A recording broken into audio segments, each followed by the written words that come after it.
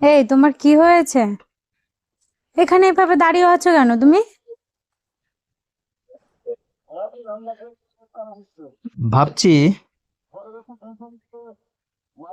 আমি যদি বিয়ে না করতাম তাহলে নিশ্চয়ই কিছু একটা করেই দেখাতাম। ও, বিয়ে করে সব আমার শেষ। এই জন্য আমি ওইখান থেকেই দেখে ভাবছি যে কিছুতে একটা ভাবছে। এই ভাবছিলে তুমি, তাই?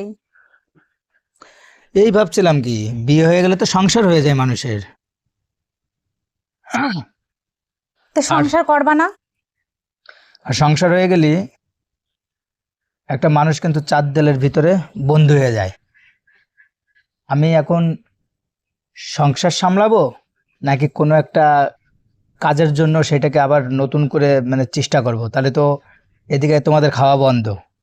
কেন, তুমি কি বলতে যদি চাচ্ছ? আমি তোমাকে বিয়ে না করতাম তাহলে চাকরি তো করেই দেখাতাম, ঠিক আছে? চাকরি যদি করতাম না, খালি তোমার জন্য এত তাড়াতাড়ি বিয়ে করতে হয়েছে। চুপ করো।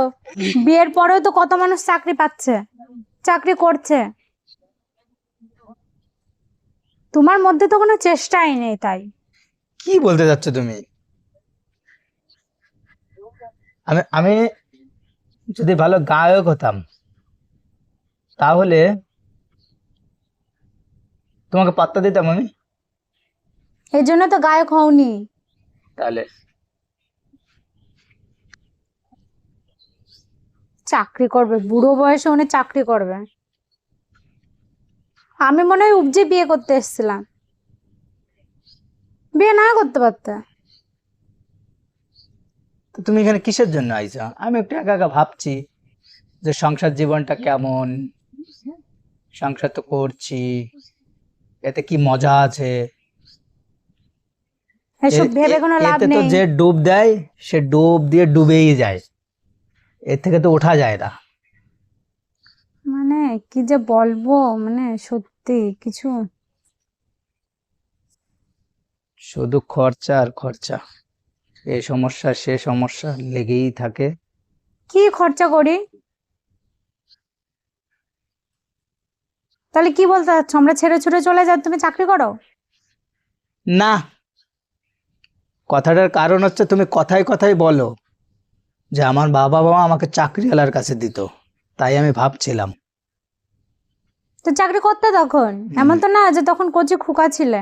সে যাই হোক, ও কথা গেল, যাই হোক, ও বাদ দাও। বলছি অন্নপূর্ণা তো ঢুকে গেছে। হ্যাঁ, তো কি? ওখান থেকে আমাকে 1,500 টাকা দিতে হবে। কেন? তা আমি ভাগ পাবো না? কিসের জন্য ভাগ পাবা তুমি? তা আমি ইনকাম করে খেতে দিই, তুমি সেই খাবারের ভাগ পাও, তাহলে তোমার ওখান থেকে আমি ভাগ পাবো না? যখন বিয়ে হয় তখন তো অগ্নি সাক্ষী রেখে বলা হয় যে স্বামী স্ত্রী একে অপরের জন্য, এবং মানে সে আবার কি ওই দিক তাকিয়ে মানে ওই দিক ফিরে গেলে কেন? আমি তোমার এইসব কথা শুনতে চাই না। মানে বিয়ের সময় তো অনেক কিছুই বলা হয়েছিল, সেই সব তো আমার সাথে হচ্ছে না। কি কি হয়েছিল? আর তুমি এখন ভাগ চাচ্ছ? বলেছিল তো যে মাসে মাসে 5,000 টাকা দেবো, যা চাবে তাই করবে, তোমার মন যা চায় তুমি তাই করবে। তুমিও তো অগ্নিকে সাক্ষী রেখে বলেছিলে, বলনি?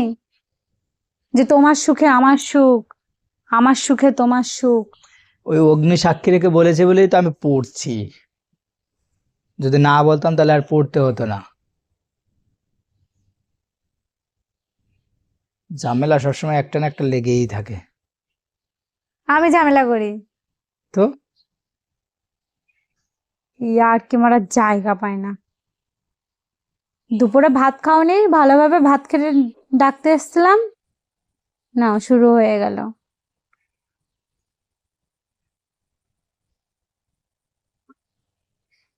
ভেবেই যাও, ভেবেই যাও, আর চাকরি এমনিই হয়ে যাবে। কি মশা এখানটায়, দাঁড়াতে পারছি না। চলো বাড়ির দিক তো চলো। তো এখানে আছো কি জন্য? তোমাকে ডাকতে আসলাম তো। আমাকে ডাকতে আসতে হবে না। আমাকে ডাকতে আসলে আমার মনে হয় যে মশা খায় খাক, তুমি যেন না খাও। কি? হ্যাঁ, মশা তো একটু রক্ত খেয়েই উড়ে চলে যাবে, আর তুমি তোমার জীবন খেয়ে নিচ্ছ একদম পুরো। তার মানে কি বলতে চাচ্ছ, আমি মশার থেকেও খতরনাক? ওরে বাবা, পুরো কালকে উঠো।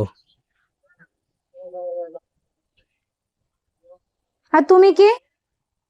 আমি কি? আমি বলে খেয়ে যেতে পারতিস।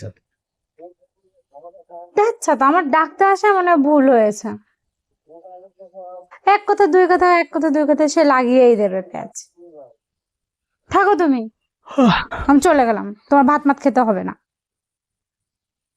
ডাকতে আসতে বলে কি আমাকে? খেয়ে কাজ নেই, ডাকতে এসছে। বাড়ি থাকলে অশান্তি, একটু এদিক ওদিক ঘুরতে গেলে তার কৈফিয়ত দিতে হবে।